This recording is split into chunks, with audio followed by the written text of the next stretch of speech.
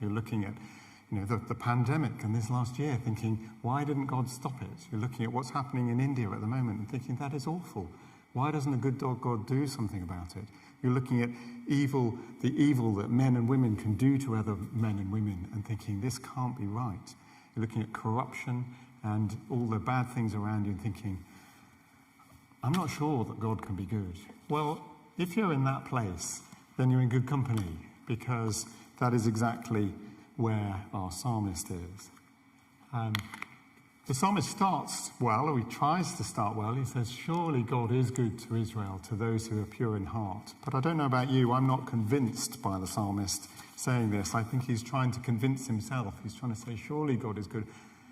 Because the next thing he says is, but as for me.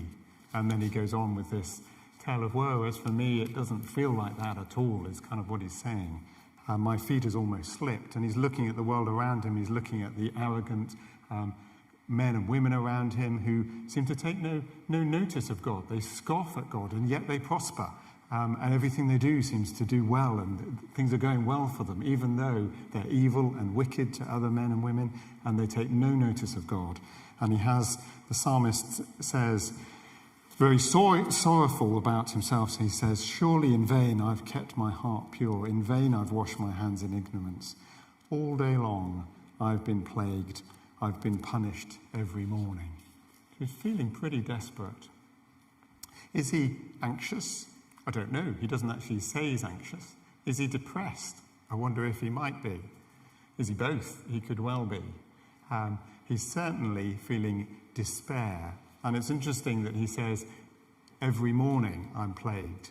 Because if there's one thing I know as a GP about anxiety, it's that not always, but very commonly, it's worse in the morning. And people can go to bed each evening and they're not feeling too bad by then, but then they wake up in the morning with a sense of dread inside them. And I sometimes know that my patients are getting better, not because they wake up any better in the morning, but because anxiety doesn't last as long. It used to be that they started to feel a little better by 4 o'clock in the afternoon, and now they're starting to feel better by about 2, and we can kind of tell that that's actually progress, because anxiety is often worse in the morning. And here the psalmist is plagued every morning. We don't get any actual description of an illness or any trouble he's in. We don't know that that he's got enemies around him or anything like that. It doesn't really give us detail. But he is plagued every morning. And he says, when I tried to understand all of this, it was oppressive to me. So he's looking at everything that's going on in the world, and it just oppresses him and makes him feel despair. So, what are we to make about anxiety if we're feeling maybe not quite the same oppression that he's feeling, but we're feeling anxious every morning, or we're feeling undone by anxiety? Well, there's a lot of people and voices in this world that would tell us not to worry. So this is Bob Marley's lovely song, Don't Worry. I won't be singing this, don't worry. Ian probably would, but I won't.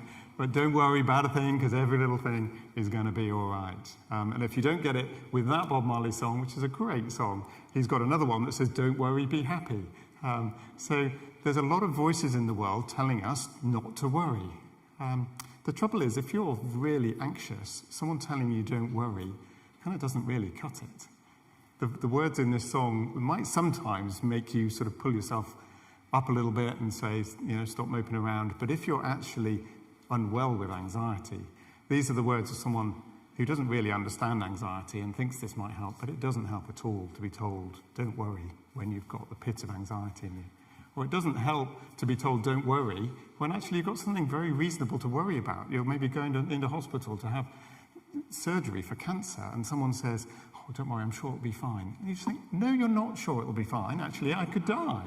And things could go horribly wrong, and they do. And so if ever someone's facing an illness like that, let me just tell you now, never say that. It's one of the most unhelpful things. It's really common, because our instinct is we want it to be fine. And we'll say to someone, every little thing be all right. But actually, we can't say that. But there are other voices that tell us not to worry, because doesn't Jesus say in Matthew's Gospel, don't worry about tomorrow? Doesn't Paul say in Philippians, don't be anxious about anything? Now, we'll come back to those. But there are lots of voices that say to us, don't worry, don't be anxious. Well, I want to say to you that anxiety is completely normal, and without anxiety, probably we would all be in big trouble. Because anxiety, in one way, is a bit like pain.